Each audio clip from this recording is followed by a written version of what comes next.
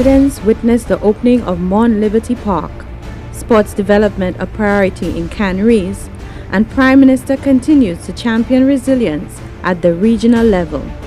We cover all this and more in this installment of the Prime Minister's Weekly Diary.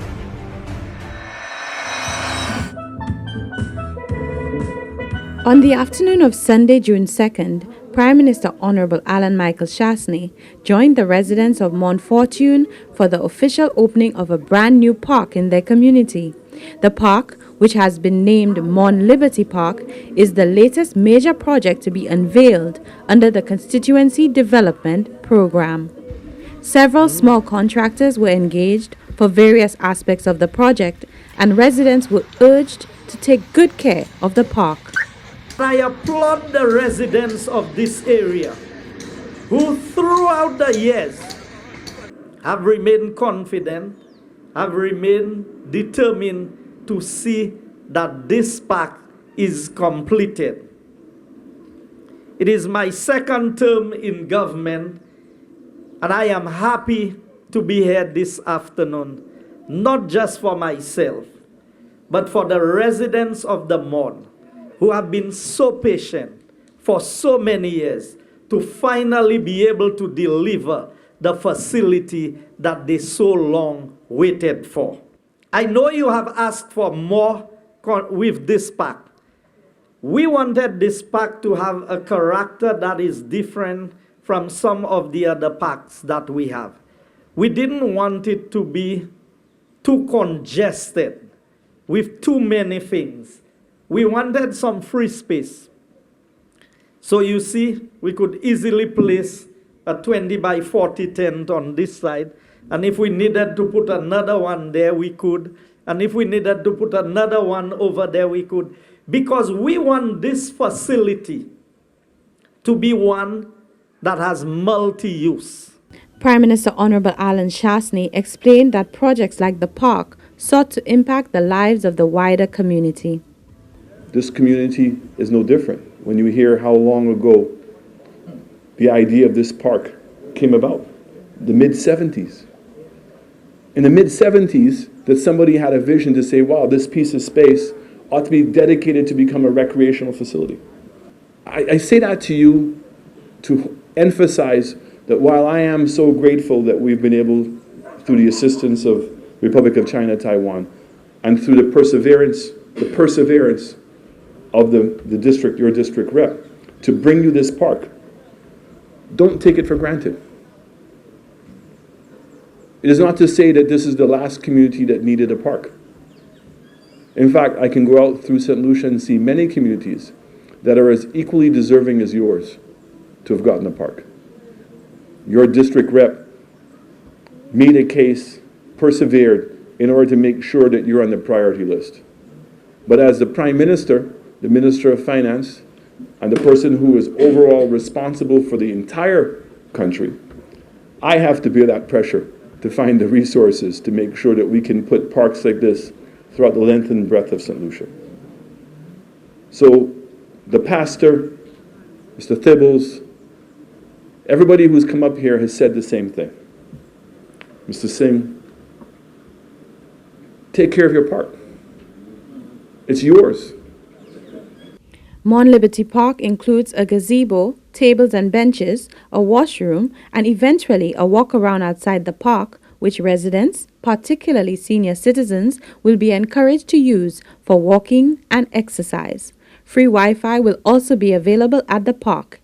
In the coming months, residents will be engaged in discussions for names of citizens and families of the community that have made significant contributions.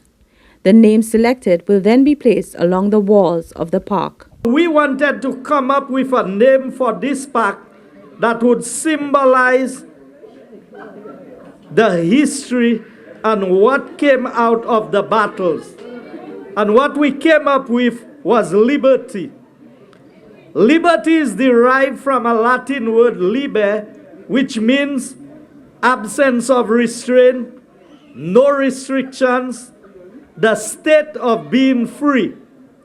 This is how we want persons who come to this park to feel free, to be free, to relax, and to be happy at Liberty Park. The Canaries playing field was officially reopened on Sunday evening with an official switching on of the lights, making it possible for sporting activities well into the evening. Prime Minister Chasney helped to signal the opening by playing a friendly cricket match with the parliamentary representative, Honourable Dominique Fede. The rehabilitation and lighting of the field was done in conjunction with the St. Lucia National Lotteries Authority, and residents began to use the field right away with veterans and youth football matches. So we are here, congratulations to you. I think that a champion football team deserves a champion playing field. And that's the message we're sending here today. And so our work to make sure that the youth have the best facilities is not completed. Because Canaries also happens to have the best netball team in St. Lucia. And so what we must do is make sure that this court, standing adjacent to the field, is up to the standards of their performance.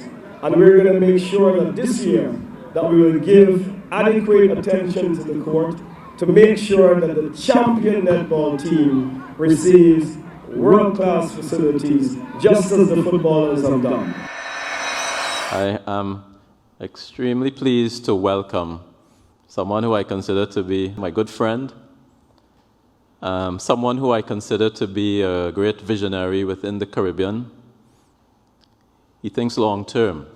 He has a great vision for his country. But more importantly, I think he has a wonderful vision for our region.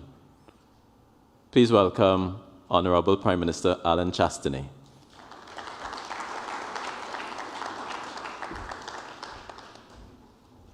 Prime Minister Chasney continues to lead the charge for the Caribbean when it comes to sustainable development and the impact of climate change.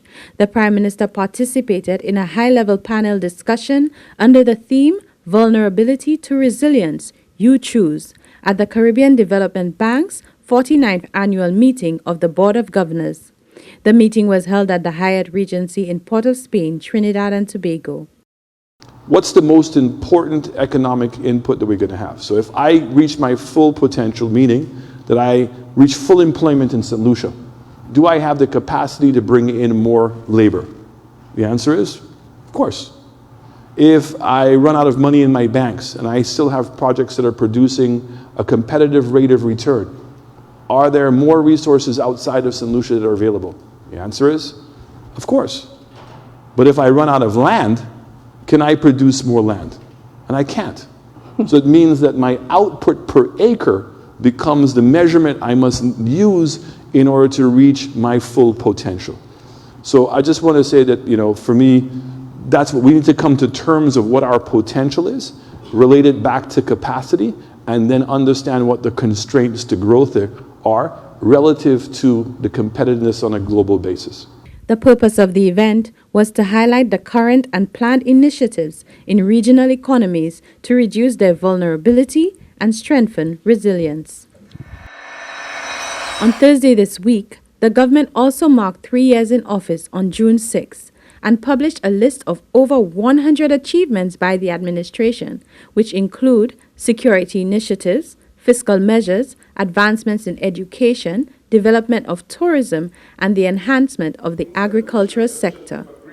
The achievements can be viewed on the Prime Minister's official Facebook page. That was your insight into the Prime Minister's week. Join us next week for another recap of the Prime Minister's Weekly Diary.